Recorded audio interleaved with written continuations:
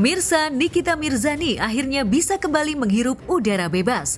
Majelis Hakim Pengadilan Negeri Serang menyatakan bebas kepada Nikita atas perkara dugaan tindak pidana ITE serta pencemaran nama baik sesuai pasal 45 dan pasal 51 Undang-Undang ITE dan pasal 311 KUHP.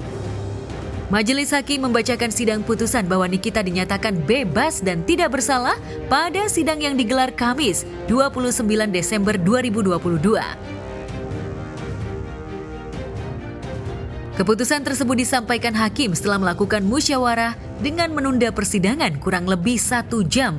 Setelah itu, majelis langsung memutuskan perkara, di mana menurut penuntut umum, saksi di persidangan tersebut yakni Dito Mahendra kembali tidak hadir setelah sebelumnya 3 kali mangkir. Dito dikabarkan pergi ke luar negeri yakni Malaysia. Saat mendengar putusan majelis hakim dan dinyatakan bebas, Nikita pun tak bisa menahan rasa bahagia dan harunya. Nikita berteriak histeris. Nikita pun terlihat sujud syukur atas kebebasannya.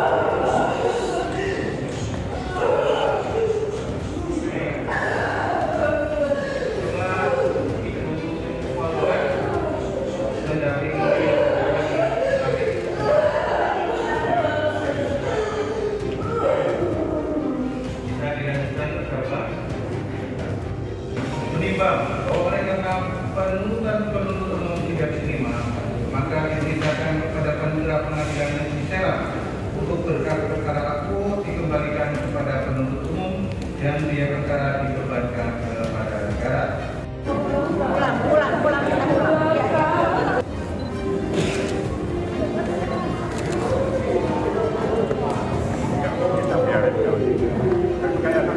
Jadi yang pertama saya sampaikan rasa hormat dan luar biasa kepada majelis hakim yang berani mengambil sikap sesuai dengan KUHAP. Karena berdasarkan pertimbangan memang Dito telah melecehkan lembaga peradilan maupun lembaga adiaksa. Ini saya tunjukin ini aja, Niki keluar sekarang, jadi bicaranya di tempat yang bebas.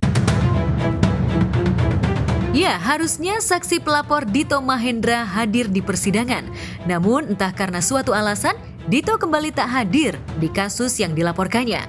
Sebelumnya diketahui Nikita dilaporkan oleh Dito Mahendra atas dugaan Undang-Undang ITE dan dugaan pencemaran nama baik.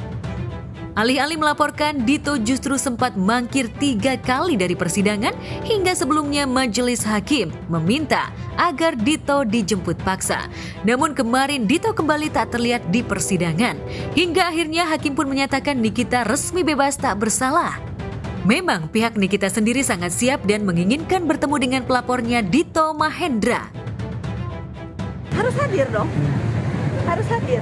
Saya tidak berharap, tapi saya meyakini JPU akan berhasil menghadirkan saudara Dito Mahendra seperti arahannya Pak Hakim kemarin bahwa dia harus dijemput paksa.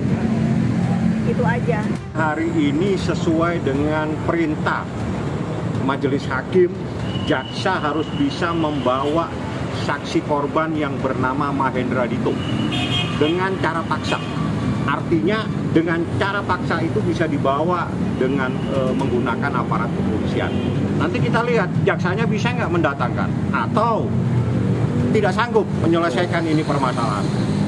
Seperti itu perintah majelis hakim. Kalau perintah majelis hakim aja tidak digubris, saya pikir tidak perlulah perkara ini mau dinaikkan. Ngapain gitu? Korbannya saja tidak merasa menjadi korban kok.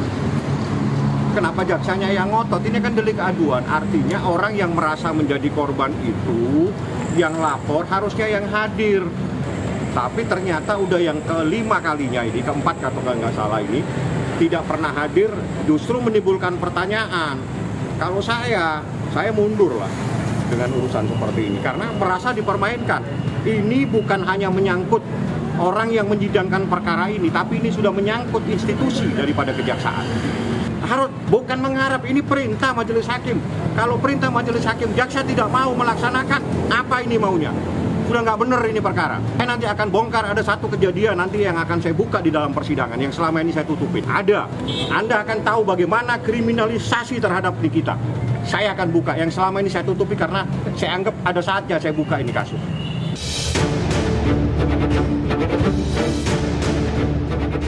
Di sidang sebelumnya, Nikita sempat meluapkan emosi saat Dito mangkir dengan alasan sakit. Padahal Nikita sendiri saat itu juga tengah dalam kondisi sakit. Bahkan tim dokter yang memeriksa Nikita mengungkap ada peradangan di tulang leher Nikita.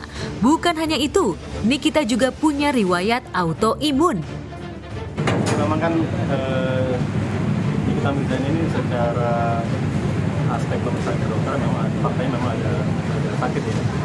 Kalau dalam istilah medis itu kita menyebutnya sebagai ada penyakit degeneratif disease yang sudah disertai dengan myelopathy di cervical. Artinya kalau dalam bahasa awam ada peradangan pada bantalan sendi tulang belakang di bagian leher, di cervical leher 56 itu yang sudah disertai dengan nyempitan saraf yang menyebabkan penurunan kekuatan otot sampai dan sebagainya. Kenapa ini bisa terjadi? Setelah kita hasil pemeriksaan klinis, kemudian pemeriksaan penunjang laboratorium dan MRI, kita dapatkan adanya peradangan di ischius itu. Salah satu faktor resikonya ada karena penyakit autoimun. Autoimun itu gangguan kekebalan tubuh. Mungkin bentuknya itu pernah ada riwayat infeksi, meradang ke situ, kemudian reda ya. Begitu ada faktor stres tertentu, stress tertentu, dia timbul lagi, meradang dan menyebabkan jepitan saraf. Kita hebat ya, sakit sekali. Sakit karena sarafnya terjepit ya, ada jepitan saraf dan jepitan pembuluh darah di leher. Kemudian yang risiko terberat ya kalau dibiarkan jepitannya makin besar, begitu ya, ada kelumpuhan.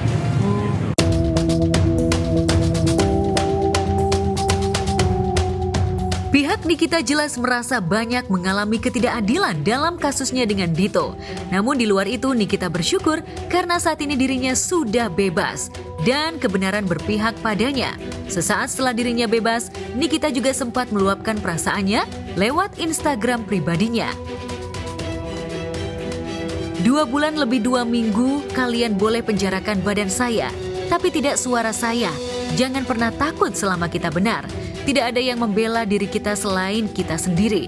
Terima kasih untuk Bapak Hakim yang mulia sudah bijaksana memutuskan kasus rekayasa yang saya hadapi. Aku tuh nggak pernah nyangka bahwa hari ini kasus aku di stop.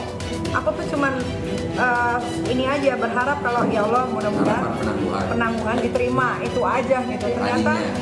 Ternyata malah lebih dari itu. Jadi kayak shock gitu. Kalau kalian benar, kalian jangan takut untuk speak up selagi itu ngomong tentang kebenaran.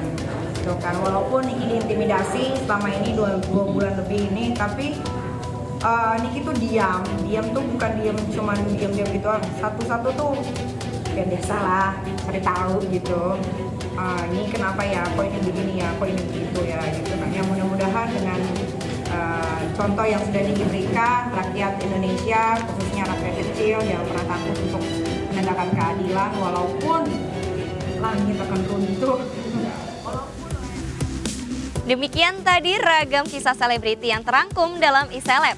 Kita akan kembali esok di jam yang sama hanya di iNews. Terima kasih atas perhatiannya. Saya Haifa Nafisa. Let's go yang iSeleb. Bye-bye.